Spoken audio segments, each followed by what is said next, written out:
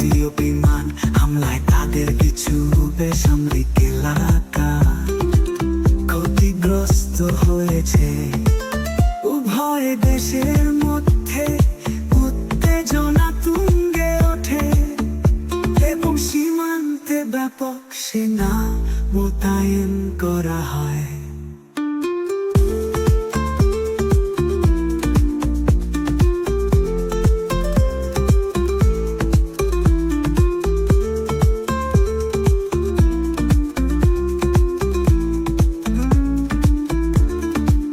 শেষ পর্যন্ত যুক্তরাষ্ট্রে প্রেসিডেন্ট ডোনাল্ড ট্রাম্পের মধ্যস্থতায় দুই দেশ একটি যুদ্ধবিরতিতে সম্মত হয়।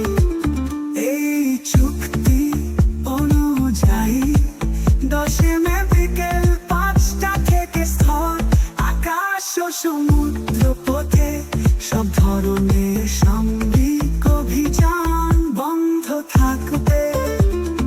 বর্তমানে উভয় দেশই সাময়িকভাবে শান্তি বজায় রাখার প্রতিশ্রুতি দিয়েছে, তবে সীমান্তে সতর্কতা অব্যাহত রয়েছে।